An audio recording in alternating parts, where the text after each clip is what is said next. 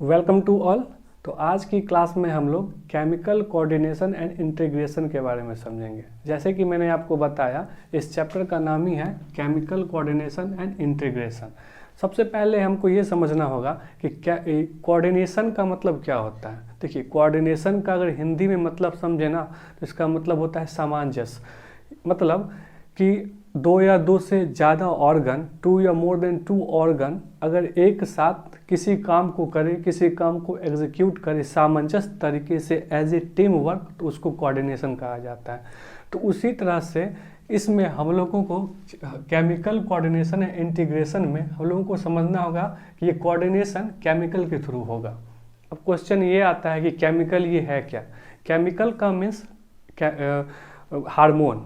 Basically इस chapter में हम लोगों को हार्मोन के बारे में समझना है कि आखिर कैसे हार्मोन पूरी बॉडी को कंट्रोल करता है, कोऑर्डिनेट करता है, इंटीग्रेट करता है। अब क्वेश्चन ये आता है कि ये हार्मोन आएगा कहाँ से।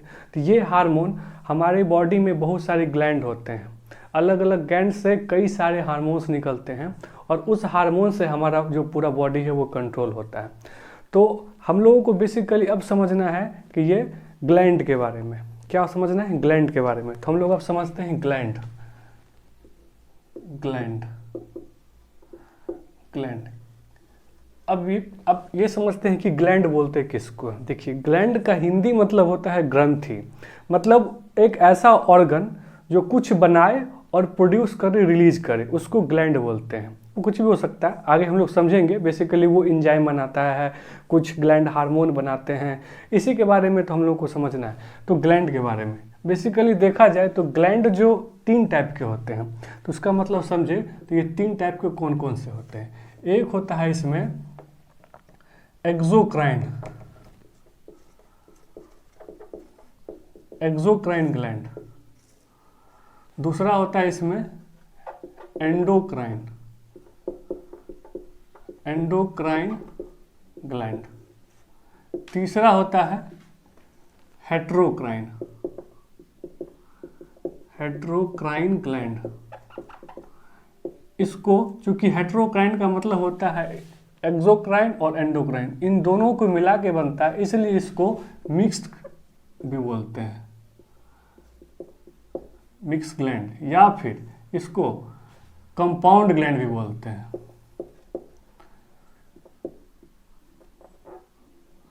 Compound gland, heterocrine gland, mix gland या कंपाउंड ग्लैंड, ये तीनों एक ही ग्लैंड का नाम है। तो बेसिकली हम लोगों ने ये समझा कि ये जो हार्मोन यानी केमिकल होगा, ये कहाँ से प्रोड्यूस होता है? ग्लैंड से प्रोड्यूस होता है। ग्लैंड कितने टाइप के होते हैं? Exocrine, endocrine, heterocrine. हेट्रोक्राइन को मिक्स्ड ग्लैंड भी बोलते हैं, कंपाउंड ग्लैंड भी बोलते हैं। तो हम लोग पहले समझते हैं एक्सोक्राइन के बारे में। तो एक्सोक्राइन, देखिए बेसिकली एक्सोक्राइन में ना एंजाइम प्रोड्यूस होता है। एंजाइम यहाँ बनाता है ये सब ग्लैंड और प्रोड्यूस करता है। अब एंजाइम जो होता है ना, उसका ना ब्लड से कोई लेना देना नहीं है, ये ब्लड से हट करके होता है। अगर ये ब्लड में चला गया ना तो ये काम ही नहीं करेगा, इनएक्टिव हो जाएगा। जैसे कि एग्जाम्पल में समझिए, जैसे कि आँख से आंसू आता है, लेक्राइमल ग्लैंड से निकलता है। जैसे ईयर वैक्स होता है, सेरोमिनस ग्लैंड से निकलता है। मुंह में सलाइवा होता है, parotid gland, submandibular gland, sublingual gland, ये सब ग्लैंड है। इन सब चीज़ों से, इन सब ग्लैंड से सलाइवा हमारा बनता है। चाहे ईयर वैक्स हो, चाहे वो आंसू हो, चाहे वो सलाइवा हो, चाहे वो मेमोरी ग्लैंड हो जो मिल्क प्रोड्यूस करता है, इन सब में अगर आप देखोगे तो इन सब में ब्लड का कोई लेना देना नहीं है। इसमें ब्लड नहीं होता है, अगर इसमें ब्लड आ गया फिर प्रॉब्लम है। तो ये सब जो होता है ग्लैंड, अब इन सब का ट्रांसपोर्ट के लिए कोई ना कोई ऐसा पाइपलाइन होना चाहिए। अगर पाइपलाइन तो अलग से हमारे यहाँ है, ब्लड वेसल्स हैं जिसमें ब्लड ट्रैवल होते हैं, लेकिन उस वेसल्स में एंजाइम तो ट्रांसपोर्ट कर नहीं पाएगा। तो उसके लिए अलग से नेचर ने बनाया हुआ है पाइपलाइन, जिसको डक्ट बोलते हैं। तो बेसिकली एक्सोक्राइन ग्लैंड में डक्ट के थ्रू कोई भी चीज़ प्रोडक्ट बाहर निकलता है, रिलीज होता है। जैसे कि मैंने आपको एग्जांपल बताया, जैसे कि इसमें देखें तो इसमें क्या होता है, इसमें through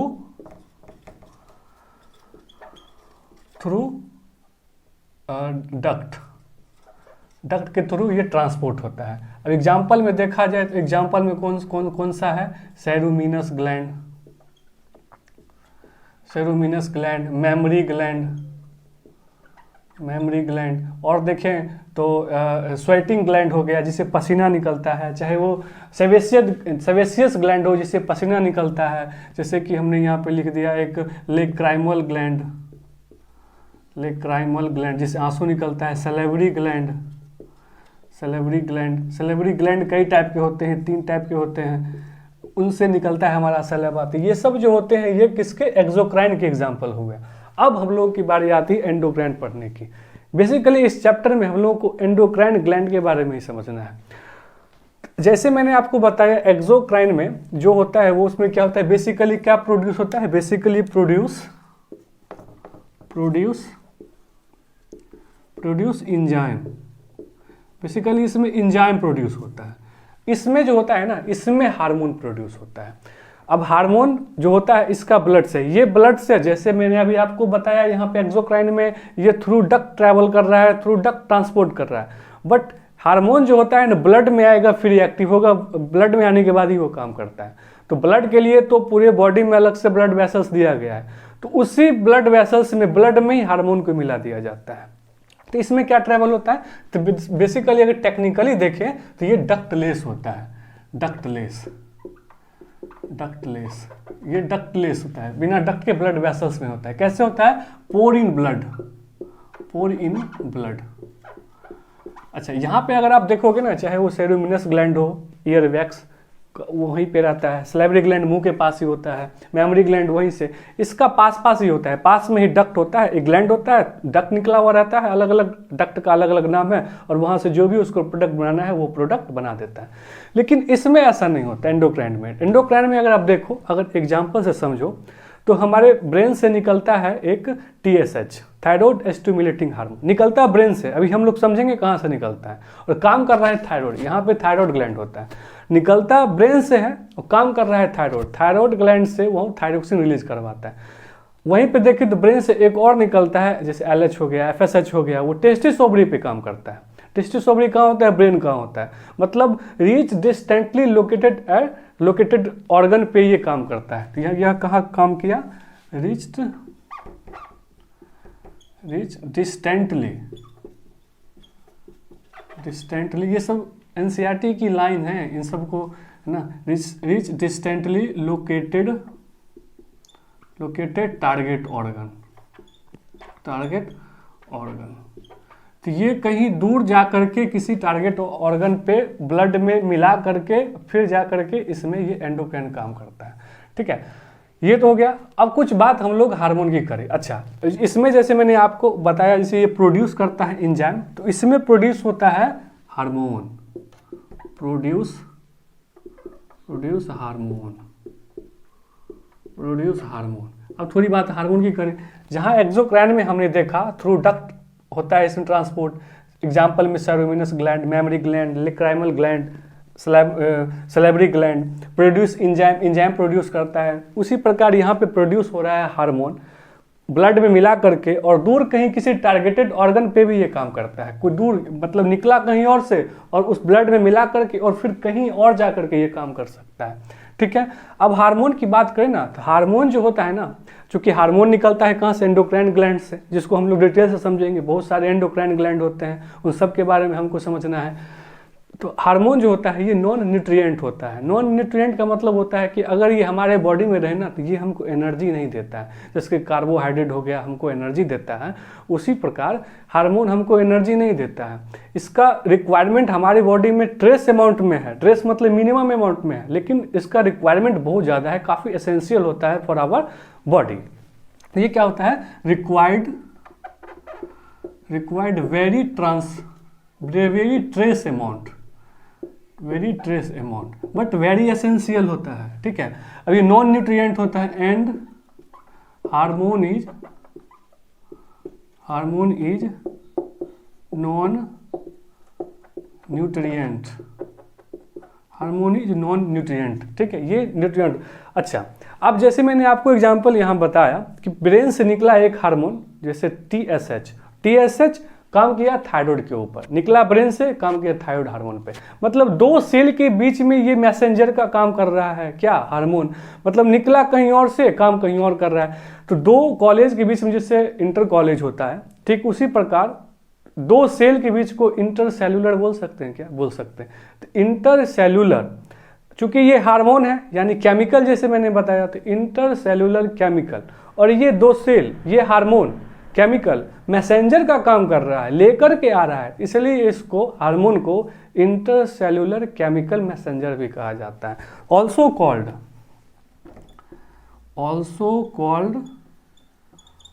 what? Hormone. Intercellular chemical messenger, ये हार्मोन का ये, इसको भी, क्योंकि ये मैसेंजर का काम कर रहा है दो सेलों के बीच में, ठीक है, तो इसको, ये एंडोक्राइन के बारे में हो गया। अब हम लोग समझते हैं हेटेरोक्राइन के बारे में। जैसे मैंने आपको बताया, ये इंजाइम भी प्रोड्यूस कर सकता है और ये हार्मोन भी प्रोड्यूस कर सकता है, इसलिए इसको हेटेरोक्राइन यानी कि मिक्स या फिर कंपाउंड ग्लैंड भी बोलते हैं। सिंपल सा याद रखने का तरीका है पीओटी, पेनक्रियाज, ओवरी और टेस्टिस, ये तीनों जो ग्लैंड होते हैं ना, वो हेटेरोक्राइन ग्लैंड होते हैं। मीन्स ये हार्मोन भी प्रोड्यूस करता है और एंजाइम भी प्रोड्यूस करता है। धीरे धीरे हम लोग समझेंगे सबके बारे में हम लोगों को समझना है। ये सब एंडोक्राइन के ही पार्ट होते हैं। तो कौन कौन सा हो गया? जैसे कि POT, P for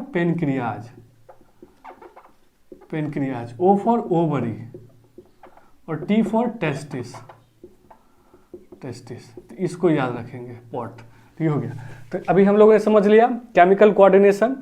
gland, basically हम लोगों को इसमें ग्लैंड के बारे में देखना है। तो ग्लैंड में एक्सोक्राइन, एंडोक्राइन, हेटेरोक्राइन। एक्सो में थ्रू डक्ट होता है, बहुत सारे एग्जाम्पल हैं। एंजाइम बेसिकली इसमें प्रोड्यूस होता है, इट मीन्स ट्रांसपोर्ट होता है। एंडोक्राइन में डक्टलेस होता है, ब्लड में मिला करके किसी दूर टारगेटेड ऑर्गन पे ये काम कर सकता है।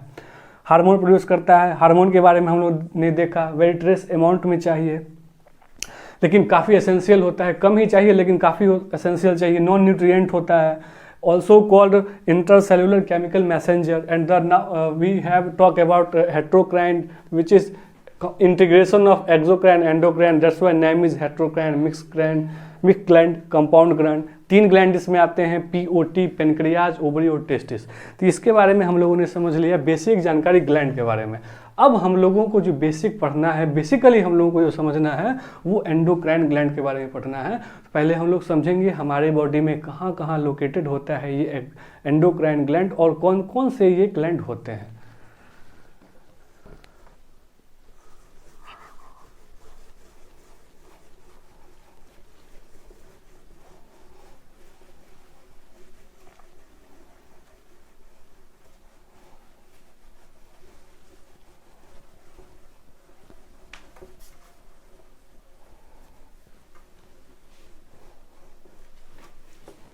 देखिए, अब हम लोग एक एक करके याद करते हैं कि हमारे बॉडी में एंडोक्राइन ग्लैंड कौन कौन से हैं। जैसे कि पहला एक आता है पिट्यूटरी ग्लैंड, हाइपोथैलेमस नहीं आता। अगर आपके दिमाग में होगा हाइपोथैलेमस को अभी भी ब्रेन का ही पार्ट माना गया है, वो ब्रेन का ही पार्ट होता है। हालांकि उसका यूजेज है, उसको यूजेज को हम लोग समझेंगे फिगर के थ्रू। तो पहला एक आता है इसमें पिट्यूटरी ग्लैंड। तो कौन सा होता है? कोई भी चीज़ को याद करने का ना एक तरीका होता है, ठीक है। तो हम लोग नीचे ऊपर से शुरू करेंगे और नीचे तक जाएंगे एक एक करके। पहले आता है पिट्यूटरी ग्लैंड, तो हम लोग लिखते हैं एंडोक्राइन ग्लैंड, एंडोक्राइन ग्लैंड। तो पहला कौन सा आएगा? पहला आएगा इसमें पिट्यूटरी ग्लैंड,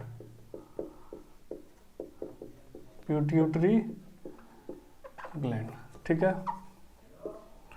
दूसरा आता है इसमें ब्रेन में ही होता है, ब्रेन में 2 याद रख लेंगे, एक पिट्यूटरी और दूसरा होता है पिनियल ग्लैंड। क्या काम होता है, कहाँ लोकेटेड होता है, सबको एक एक करके हम लोग समझेंगे। पहले नाम याद कर लेते हैं कि एंडोक्राइन ग्लैंड कौन कौन से होते हैं। पिट्यूटरी ग्लैंड, उसके बाद पिनियल ग्लैंड। तीसरा नाम कौन सा हो जाएगा? थोड़ा सा नीचे आएंगे, ब्रेन से नीचे आएंगे तो यहाँ होता है थायराइड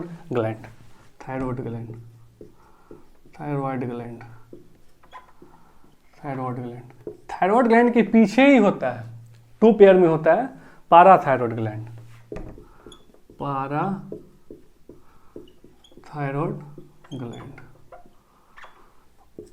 फिर आता है नीचे स्टर्नम के पास होता है, स्टमर के ऊपर होता है,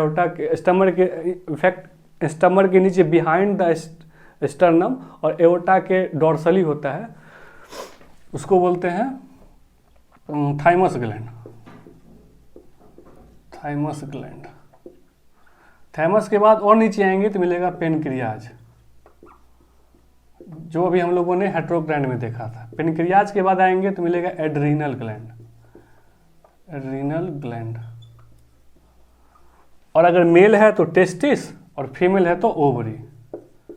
टेस्टिस और फीमेल हो गया तो फीमेल में तो टेस्टिस होगा नहीं, और ना मेल में ओवरी होगा, तो हो जाएगा ओवरी। टेस्टिस और ओवरी। अब देखिए कभी कभी ना एग्जाम में पूछ देता है कि ये कौन से जर्म लेयर से बना है। जैसे कि आपको पता होगा ना, जो जर्म लेयर होते हैं, जैसे कि मेसोडर्म होता है, एंडोडर्म होता है, एक्टोडर्म होता है, तो एग्जाम में आ जाएगा पिट्यूटरी ग्लैंड कौन से जर्मिनल लेयर का है, एक्सोक्राइन है, एंडोक्राइन है, चाहे वो एक्टोडर्म है, मेसोडर्म है, चाहे कौन एंडोडर्म है। तो पिट्यूटरी ग्लैंड और पिनियल ग्लैंड ये दोनों ना एक्टोडर्म के होते हैं, ये एक्टोडर्म के बने होते हैं। एक्टोडर्म,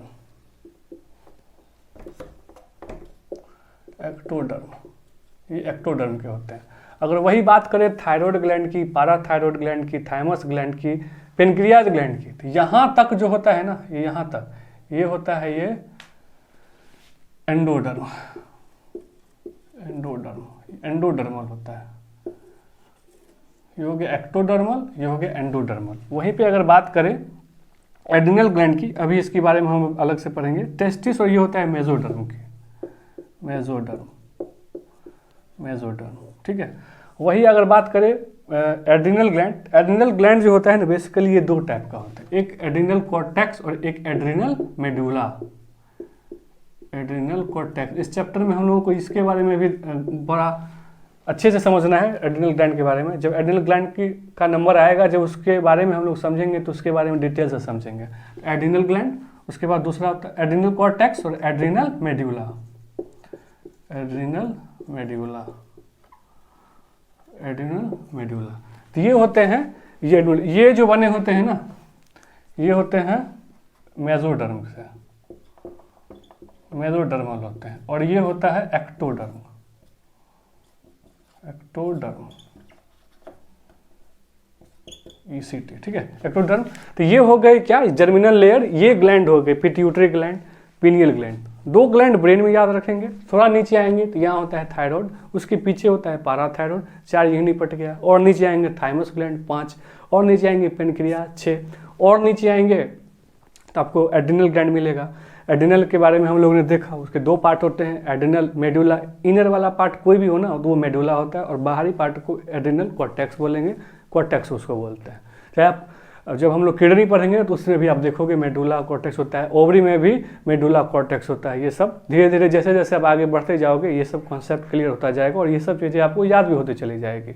फिर आप उसके बाद देखें तो टेस्टिस होता है, मेल हुआ तो, और फीमेल हुई तो ओवरी हो गया। और ये हमने बताया एक्टोडर्मल होते हैं पिट्यूटरी पिनियल। बाकी ये जो 5 दिख रहे हैं आपको ये एंडोडर्मल होते हैं। एड्रिनल कॉर्टेक्स मेसोडर्मल होता है, मेडुला एक्टोडर्मल होता है, वहीं पे टेस्टिस और ओवरी ये दोनों मेसोडर्मल होते हैं, ठीक है। अब हम लोग समझते हैं पहले पिट्यूटरी ग्लैंड के बारे में। पिट्यूटरी ग्लैंड के बारे में हम लोग अब अच्छे से समझेंगे।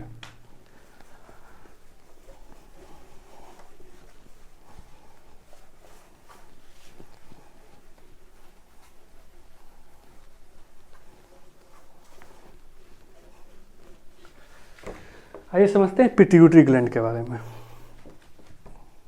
देखिए ये हमने बनाया एक हाइपोथैलेमस, ये मान लीजिए ये हो गया हाइपोथैलेमस, ठीक है। हाइपोथैलेमस जो होता है ना, अब देखिए हाइपोथैलेमस एक्चुअली लोकेटेड कहाँ होता है। अगर आप ब्रेन के बारे में समझे होंगे ना या फिर जानते होंगे तो ब्रेन के 3 पार्ट होते हैं, एक होता है फ्रंट ब्रेन, एक होता है मिड ब्रेन और एक होता है हाइंड ब्रेन। तो फ्रंटल ब्रेन, जो फ्रंट वाला जो ब्रेन होता है उसमें 2 पार्ट होते हैं, एक्चुअली 3 होते हैं लेकिन आपके एनसीईआरटी में 2 ही दिया हुआ है। एक सेरिब्रम होता है और दूसरा होता है डाइसेफेलॉन। तो डाइसेफेलॉन में 3 होते हैं, एक एपिथैलेमस, थैलेमस और हाइपोथैलेमस। तो हाइपोथैलेमस जो होता है वो फ्रंट ब्रेन में होता है, ठीक है। अच्छा ये हो गया आपका हाइपोथैलेमस, ये हमें लेबल कर देता हूँ हाइपोथैलेमस,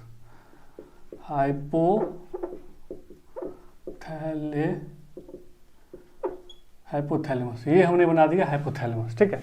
अब हाइपोथैलेमस में ना एक स्फेनॉइड कैविटी होती है, उस कैविटी को सेला टर्सिका बोलते हैं। उसी बोन कैविटी यानी कि सेला टर्सिका से एक इनफंडिबुलम निकला हुआ रहता है, उसी में मटर के दाने के बराबर एक ग्लैंड होता है जिसको बोलते हैं पिट्यूटरी ग्लैंड। तो कहाँ होता है ये? स्फेनॉइड कैविटी के, उस कैविटी का नाम होता है सेला टर्सिका। इसका नाम एनसीईआरटी में लिखा हुआ है सेला टर्सिका के बारे में, इतना डिटेल नहीं दिया हुआ है। इनफंडिबुलम से निकला रहता है, स्टॉक, एक इसको स्टॉक नाम दे दिया गया है, जस्ट लाइक दिस, इस टाइप से निकला हुआ रहता है। ये जो कैविटी है ना, इस कैविटी को बोलते हैं सेला टर्सिका, ठीक है। इनफंडिबुलम से निकला रहता है, कुछ इस टाइप का ये स्ट्रक्चर होता है।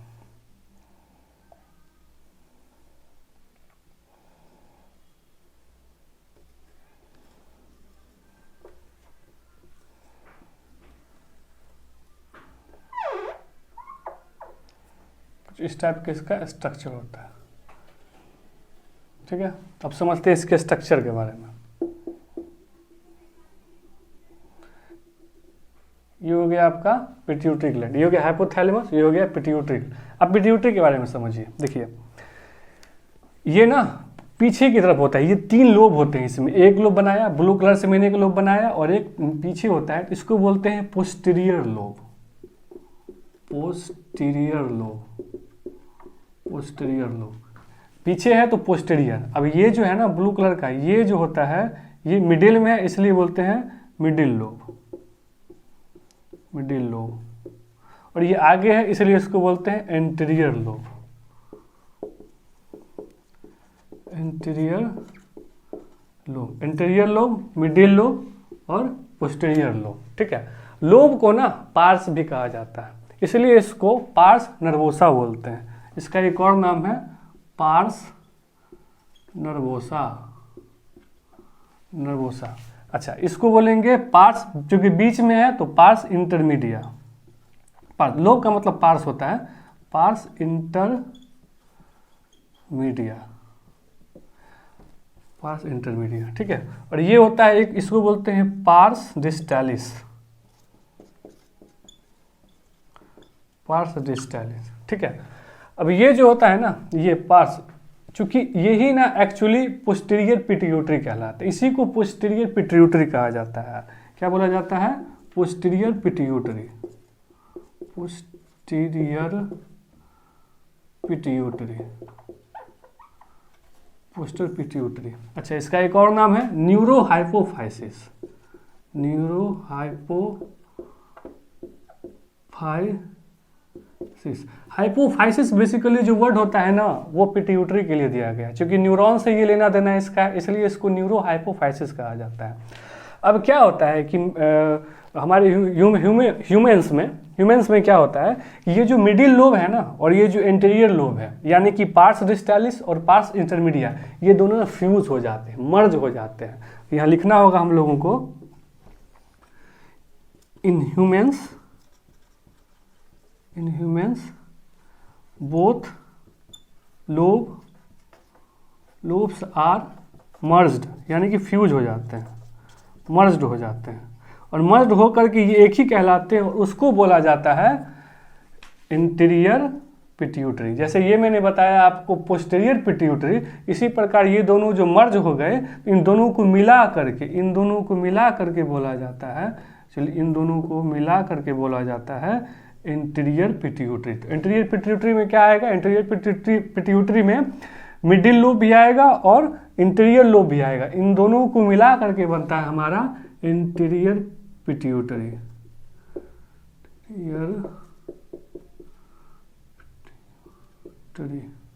अच्छा, जैसे हमने यहाँ पे पोस्टीरियर पिट्यूटरी को न्यूरोहाइपोफाइसिस बोला है, तो ये भी पिट्यूटरी है, इसलिए इसको एडिनोहाइपोफाइसिस बोलते हैं, एडिनोहाइपोफाइसिस बोलते हैं। तो हम लोगों ने अभी क्या समझा? ये हो गया हाइपोथैलेमस। हाइपोथैलेमस के स्फेनॉइड कैविटी, यानी कि उस कैविटी का नाम सेला टर्सिका है, उस सेला टर्सिका से एक स्टॉक निकला हुआ रहता है जिसको इनफंडिबुलम बोलते हैं। उससे ये एक मटर के दाने के बराबर ये पूरा लोब होता है। बेसिकली इसमें 3 लोब होते हैं, posterior lobe, middle lobe, interior lobe. इसको पार्स नर्वोसा ही बोलते हैं, चूँकि लोब का मतलब पार्स होता है, इसलिए इसको पार्स नर्वोसा बोलते हैं। ये मिडिल में है इसलिए पार्स इंटरमीडिया बोलेंगे। ये फ्रंट में है यानी कि इंटीरियर में है, इसलिए इसको पार्स डिस्टालिस बोला जाता है। इसी को पोस्टीरियर लोब यानी कि पार्स नर्वोसा को ही पोस्टीरियर पिट्यूटरी कहा जाता है। और चूंकि हाइपोफाइसिस वर्ड जो यूज हुआ है वो पिट्यूटरी के लिए हुआ है, चूंकि न्यूरॉन से इसका लेना देना है, इसलिए इसको न्यूरो हाइपोफाइसिस भी कहा जाता है। ह्यूमंस के अंदर मिडिल लोब और फ्रंट लोब यानी कि इंटीरियर लोब ये दोनों मर्ज हो जाते हैं, फ्यूज हो जाते हैं। इन दोनों को मिला दो तो बनता है इंटीरियर पिट्यूटरी, और इसी को एडिनो हाइपोफाइसिस भी कहा जाता है। जहां हमने देखा, अगर क्वेश्चन आता है कि पोस्टीरियर पिट्यूटरी का कौन सा अलग नाम है, तो उसको बोलेंगे न्यूरो हाइपोफाइसिस, और इंटीरियर पिट्यूटरी को बोलेंगे एडिनो हाइपोफाइसिस। तो ये हम लोगों ने कैटेगराइज कर लिया पूरा पिट्यूटरी ग्लैंड के बारे में। अब हम लोग ये समझते हैं कि इस पिट्यूटरी ग्लैंड के कौन से लोब से कौन कौन सा हार्मोन रिलीज होता है। अगर देखा जाए ना तो ये पिट्यूटरी ग्लैंड जो होता है ना मास्टर ग्लैंड होता है। मास्टर ग्लैंड क्यों होता है वो मैं आपको प्रूफ करके बताऊंगा, क्योंकि बॉडी के हर एक ग्लैंड पे ना इसका दबदबा होता है। इसके बिना कोई भी कुछ नहीं कर सकता है, और इसके ऊपर भी कोई ना कोई होना चाहिए, इसका बॉस होना चाहिए, इसका मास्टर होना चाहिए, तो उसको हाइपोथैलेमस होता है। इसलिए अब कैसे होता है इसको भी हम लोग समझेंगे। तो जैसे कि पिट्यूटरी ग्लैंड को मास्टर ग्लैंड कहा जाता है, तो इसके ऊपर भी एक बॉस है जिसको हाइपोथैलेमस बोलते हैं। वो मास्टर ऑफ मास्टर ग्लैंड होता है, क्योंकि पिट्यूटरी ग्लैंड के ऊपर वो मास्टर बन के रहता है, वो बॉस बन के रहता है। इसलिए हाइपोथैलेमस को क्या कहा जाता है, मास्टर ऑफ मास्टर ग्लैंड, और पिट्यूटरी को कहा जाता है मास्टर ग्लैंड। अब हम लोग समझते हैं आखिर क्यों कहा जाता है। होता क्या है कि ये जो हाइपोथैलेमस है ना, हाइपोथैलेमस में कुछ न्यूरॉन्स होते हैं, वो कुछ सेक्रेटरी हो जाते हैं। सेक्रेटरी मतलब वो कुछ सीक्रेट करते हैं, कुछ प्रोड्यूस करते हैं, कुछ बनाते हैं और उसको रिलीज करते हैं, इसलिए उसको न्यूरो सेक्रेटरी कहा जाता है। हमारे पता है ब्रेन में बहुत सारे न्यूरॉन्स होते हैं, तो न्यूरो सेक्रेटरी सेल होते हैं। न्यूरो सेक्रेटरी इस टाइप के न्यूरो सेक्रेटरी सेल होते हैं। अब क्या होता है ना, जब आप न्यूरॉन पढ़ा होगा आपने, या फिर मैं बताऊँगा, न्यूरॉन जो होता है डेंड्राइट होता है, सेल बॉडी होता है, और फिर एक एक्सॉन होता है। ध्यान समझिएगा, डेंड्राइट होता है, सेल बॉडी होता है, सेल बॉडी के बाद एक एक्सॉन निकला हुआ रहता है। तो सेल बॉडी जो होता है उसी के ग्रुप को न्यूक्लियाई बोलते हैं, और चूंकि ये न्यूरो सेक्रेटरी है इसलिए इसका दो नाम हो गया। दो नाम कौन कौन सा हो गया, इसको न्यूरो सेक्रेटरी बोलते हैं, न्यूरो सेक्रेटरी या फिर न्यूक्लियाई। न्यूक्लियाई क्यों बोलते हैं, क्योंकि सेल बॉडी के ग्रुप को न्यूक्लियाई भी कहा जाता है, इसलिए इसको न्यूक्लियाई बोल देते हैं। और जैसे मैंने आपको बताया सेल बॉडी से बहुत सारे एक्सॉन निकले हुए रहते हैं, तो इसी एक्सॉन के सहारे यहाँ पे कुछ इस टाइप का स्ट्रक्चर होता है, इस टाइप का स्ट्रक्चर, इस टाइप का स्ट्रक्चर। और ये जो स्ट्रक्चर है ना यहाँ पे कुछ बनाता है और कुछ रिलीज करता है। अभी मैं समझाता हूँ क्या मैंने बोला। ये न्यूक्लियरी सेल जैसे मैंने बताया न्यूरो सेक्रेटरी सेल, ये कुछ सिक्रेट करता है, और सिक्रेट करता है, और सिक्रेट करके वो चीज़ प्रोडक्ट बना करके और यहाँ स्टोर कर देता है। वो चीज़ कौन सी है, वो हार्मोन कौन सा है, वो हार्मोन है ऑक्सीटोसिन हार्मोन और एडीएच। ये एडीएच और ऑक्सीटोसिन हार्मोन बनता हाइपोथैलेमस में है, लेकिन स्टोर और रिलीज पोस्टीरियर लोब में होता है। ध्यान से समझिएगा, कौन सा हार्मोन, बेसिकली ये जो हार्मोन है ऑक्सीटोसिन हार्मोन, ऑक्सीटोसिन, और दूसरा कौन सा हार्मोन है, एडीएच। एडीएच को आप वैसोप्रेसन भी बोल सकते हैं, अभी मैं समझाता हूँ क्यों बोलते हैं वैसोप्रेसन, एडीएच और वैसोप्रेसन।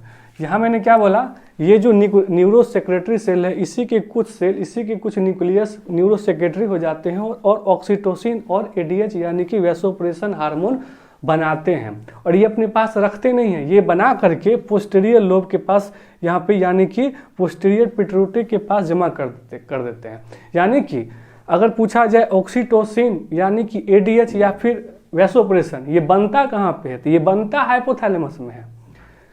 और स्टोर कहाँ होता है और रिलीज कहाँ होता है, तो स्टोर एंड रिलीज कहाँ होता है, पोस्टीरियर पिट्यूटरी में। बनता कहाँ पे, हाइपोथैलेमस में। स्टोर और रिलीज कहाँ से होता है, पोस्टीरियर पिट्यूटरी से। कौन सा, ऑक्सीटोसिन और एडीएच। वैसोप्रेसन, एडीएच को वैसोप्रेसन भी एग्जाम में लिख करके आ जाएगा, ऑप्शन में एडीएच कहीं नहीं दिखेगा आपको, वैसोप्रेसन दिखेगा, या फिर एडीएच भी दिख सकता है। ऑक्सीटोसिन का क्या काम होता है, यही समझ लेते हैं। ऑक्सीटोसिन जो बेसिकली होता है ना, ये निकला कहाँ से, ये निकला हाइपोथैलेमस से, स्टोर हो गया पोस्टीरियर पिट्यूटरी में। जब डिलीवरी होने पे होती है ना, तो उस टाइम पे जो यूट्रस की जो वॉल होती है ना, जो दीवार होती है ना, उसका बहुत खतरनाक कॉन्ट्रैक्शन करवाता है ये ऑक्सीटोसिन हार्मोन पार्चुरेशन के लिए। जब कोई भी फीमेल डिलीवरी कर रही होती है तो ऑक्सीटोसिन हार्मोन निकलता है और यूटेराइन मसल को काफ़ी ज़्यादा कॉन्ट्रैक्ट और रिलैक्स करवाता है, जिससे वो जो फीटस होता है वो बाहर निकल के आ जाता है, वहाँ पे काम करता है। और साथ ही साथ ध्यान से समझिएगा, ये मिल्क का इजैकुलेशन में भी काम करता है। जो एल्विलाई होता है उसके यूनिट होते हैं उसको भी बढ़ा देता है। तो ये दो काम करते हैं during parturition, help in parturition.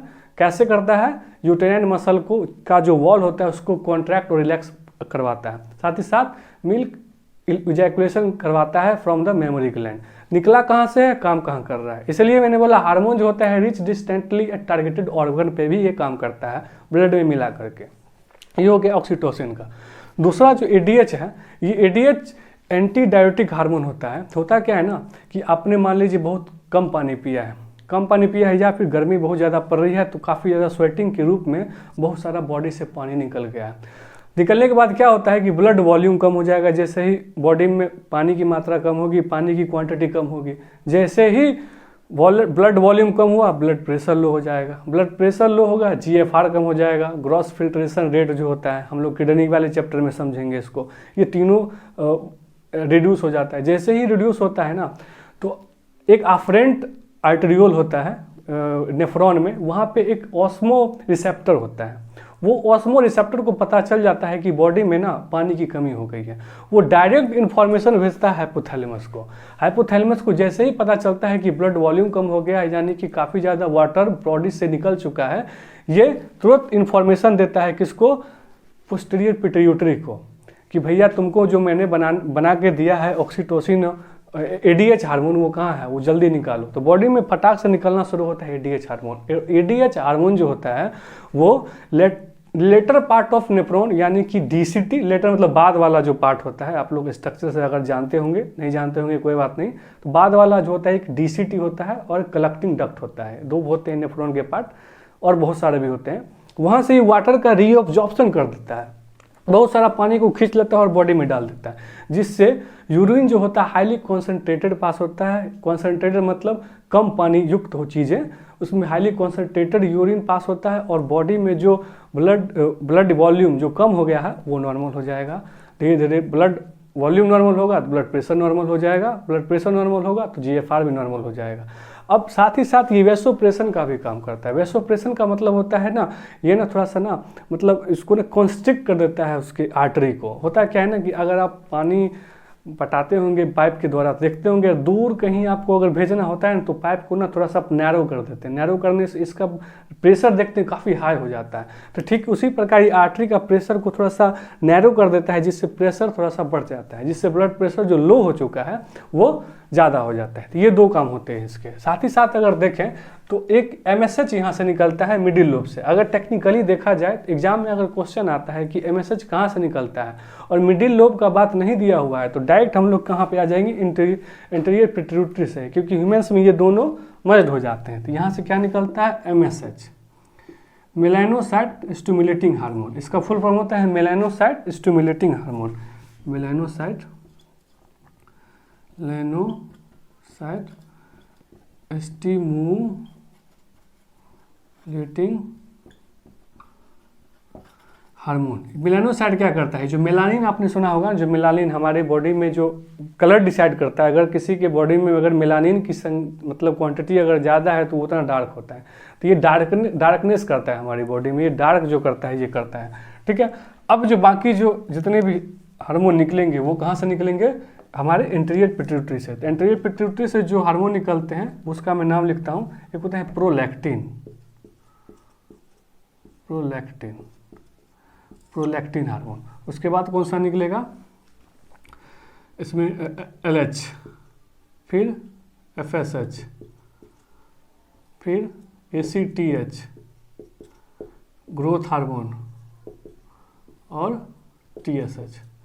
ये सारे हार्मोन कहाँ से निकलते हैं? हमारे कहाँ गया ये? इंटीरियर पिट्यूटरी से निकलते हैं। अब एक एक करके समझते हैं प्रोलैक्टिन से क्या होता है। जैसे मैंने आपको बताया जो ऑक्सीटोसिन होता है ये मेमोरी ग्लैंड से मिल्क का इजैकुलेशन बढ़ाता है, लेकिन प्रोलैक्टिन जो होता है ना वो मेमोरी ग्लैंड से मिल्क का प्रोडक्शन बढ़ाता है, ज़्यादा से ज़्यादा प्रोडक्शन करवाता है। कौन सा? Prolactin hormone. निकलता है कहाँ से? है इंटीरियर पिट्यूटरी से। अब LH और FSH इस दोनों को ना गोनेडोट्रोपिन हार्मोन बोलते हैं। गोनेडोट्रोपिन, गोनेड से निकलता है इसलिए गोनेड के लिए निकलता है इसलिए गोनेडोट्रोपिन हार्मोन, FSH और LH। LH क्या करता है? LH को ल्यूटिनाइजिंग हार्मोन बोलते हैं। बेसिकली अगर फीमेल में देखें ना तो जैसे मेल में हो गया तो मेल में इसको ना इंटरस्टिशियल स्टिमुलेटिंग हार्मोन ही बोलते हैं। ये टेस्टिस में जा करके और लीडिंग सेल होता है टेस्टिस में, वहाँ से ये एंड्रोजन बनवाता है, टेस्टोस्टेरोन बनवाता है जो स्पर्म को बनवाता है स्पर्मेटोगोनिया सेल्स के। ठीक है। अब वहीं पर देखिए LH फीमेल में क्या करता है? ओव्यूलेशन करवाता है। बहुत सारे जब फॉर्मेशन हो जाता है, जब ओवरी बहुत सारा जब बनने लगता है तो ये बाद में जा करके कॉर्पस लुटियम में बदल जाए उसके लिए वहाँ पे ओव्यूलेशन करवाता है। और कॉर्पस लुटियम ये सब चीज़ अगर आपको समझ में नहीं आ रहा है तो कोई बात नहीं, ये जब आप 12th में पहला चैप्टर जो पढ़ोगे ना रिप्रोडक्टिव सिस्टम तो उसमें ये काफ़ी भर भर के दिया हुआ है LH FSH का यूज है। तो ये LH क्या करता है? ओव्यूलेशन करवाता है और साथ साथ कार्पस लुटियम जो बनता है, जो फॉर्म होता है आफ्टर द ओव्यूलेशन, उसको भी मेंटेन करके रखता है। ठीक है।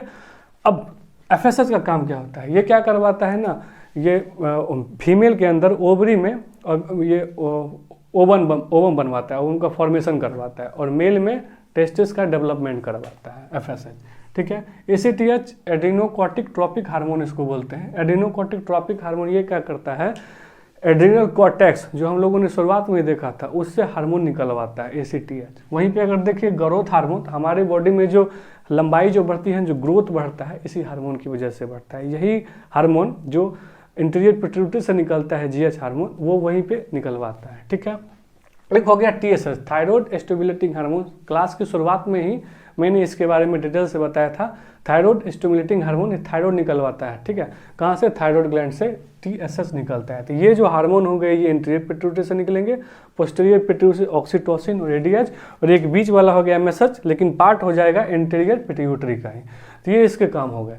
अब क्या होता है ना, एक चीज़ और यहाँ पे समझ लीजिए, पिट्यूटरी खत्म ही हो जाएगा पूरा। होता क्या है कि यहाँ जैसे मान लीजिए यहाँ से आर्टरी निकला, आर्टरी निकलने के बाद ना ये आर्टरी क्या करेगा? यहाँ पे O2 दे देगा और CO2 ले लेगा। जब ये CO2 जब यहाँ से आर्टरी निकल के सब यहाँ से वेन से निकलेगा, ये फिर वेन निकलेगा, यहाँ पे इस टाइप से वेन निकलेगा, आर्टरी के बाद वेन निकलेगा।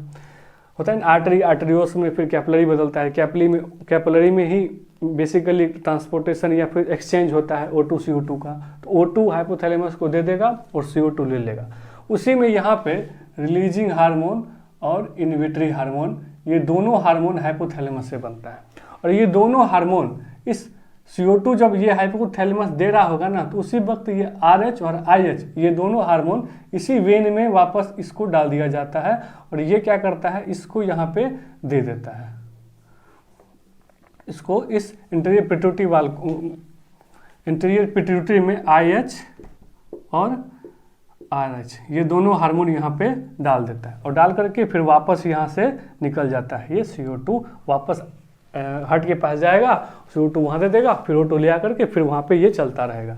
तो मैंने क्या कहा, हाइपोथैलेमस से ये IH RH जब O2 यहाँ पे दिया और CO2 लिया, जब CO2 ले रहा होता है इसी वेन में RH और IH भी डाल दिया जाता है, और ये IH RH इंटीरियर पिट्यूटरी को डाल दिया जाता है। अब क्वेश्चन आता है कि ये IH RH है का? RH का मतलब होता है रिलीजिंग हार्मोन और IH का मतलब इन्हिबिटरी हार्मोन। मतलब जब भी हार्मोन, जैसे ये जितने भी हार्मोन देखा आपने, TSH, GH, ACTH, FS, LH, prolactin, ये सब जितने भी, या फिर MSH, ये डिपेंड करवाता है। ये यहाँ हम लोगों ने देखा था ये ऑक्सीटोसिन और ADH ये बनाता हाइपोथैलेमस है, लेकिन ये रिलीज और स्टोर करता है ये, इसलिए इसको हम लोग देखेंगे, अभी हमने लिखा नहीं है, इसलिए इसको फॉल्स एंडोक्राइन भी बोलते हैं। क्वेश्चन आएगा फॉल्स एंडोक्राइन ग्लैंड किसको बोलते हैं? तो इसी को बोलते हैं इंटीरियर पोस्टीरियर पिट्यूटरी को, क्योंकि ये बनाता कुछ भी नहीं है, ये बस हाइपोथैलेमस के भरोसे ये बना लो, अपने पास रखता है और टाइम आने पर रिलीज करता है। लेकिन ये बनाता खुद है और रिलीज भी करता है, लेकिन इसको कंट्रोल करके रखता है हाइपोथैलेमस कि कब तुमको प्रोलैक्टिन बनाना है, एमएसएच बनाना है, एलएच बनाना है, टीएसएच बनाना है, चाहे एसीटीएच बनाना है, तुमको कब बनाना है ये मैं बताऊंगा। अगर देखा जाए टेक्निकली तो इनडायरेक्टली इस पे तो डायरेक्टली कंट्रोल करके रखा हुआ है हाइपोथैलेमस पोस्टीरियर पिट्यूटरी पे, लेकिन हाइपोथैलेमस इनडायरेक्टली किसको कंट्रोल करके रखा है, इंटीरियर पिट्यूटरी को। That's why I told you कि hypothalamus master of master gland इसको इसलिए बोला जाता है। ठीक है, तो ये हो गया। यहाँ पे क्या करता है, इसलिए ये जो वेन आता है इसको बोलते हैं हाइपोफिजियल पोर्टल वेन। इस वेन का अलग नाम दिया गया हाइपोफिजियल पोर्टल वेन। ये कौन सा वेन है जिसमें आरएच और आईएच हाइपोथैलेमस इंटीरियर पिट्यूटरी को देता है। अब ये आईएच और आरएच कौन कौन से होते हैं, तो ये जो आईएच जो होते हैं ना बेसिकली 3 होते हैं। आईएच का नाम मैं यहाँ पे लिखता हूँ, जैसे एक हो गया यहाँ पे एमएसएच आईएच, एमएसएच इनहिबिटरी हार्मोन, आईएच हो गया इनहिबिटरी हार्मोन। ठीक है, और यहाँ पे एक हो जाएगा आपका पीआरएल, प्रोलैक्टिन को पीआरएल बोल सकते हैं, पीआरएल आईएच, और तीसरा हो जाएगा जीएच आईएच। ये इनहिबिटरी हार्मोन होते हैं। ठीक है, और रिलीजिंग हार्मोन कौन कौन सा होता है, तो टीएसएच आरएच होगा releasing hormone, GH RH releasing hormone, ACTH releasing hormone होगा, और ये एफएसएच यानी कि गोनेडोट्रोपिन हो गया, तो जीएन रिलीजिंग हार्मोन। ये गोनेडोट्रोपिन होते हैं ना एफएस और एलएच को। तो ये सब जो हो जाते हैं कि कौन से हो जाते हैं, ये हो जाते हैं। और आपका ये एमएसएच ये रिलीजिंग हार्मोन है। तो इनहिबिटरी हार्मोन 3 होते हैं, एमएसएच, पीआरएल मतलब melanocyte stimulating hormone inhibitory hormone, और ये पीआरएल, जीएच, फिर ये हो गया रिलीजिंग हार्मोन। तो ये आपका टॉपिक हो गया पिट्यूटरी ग्लैंड के बारे में। इसके बाद जो हम लोग को समझना है पीनियल ग्लैंड के बारे में समझना है, तो अगले क्लास में हम लोग इसके बारे में समझेंगे, पीनियल ग्लैंड के बारे में। फिर thyroid gland, parathyroid, pancreas, testis, ovary, adrenal, ये सब के बारे में हम लोग नेक्स्ट क्लास में पढ़ेंगे। ठीक है, तब तक के लिए थैंक यू।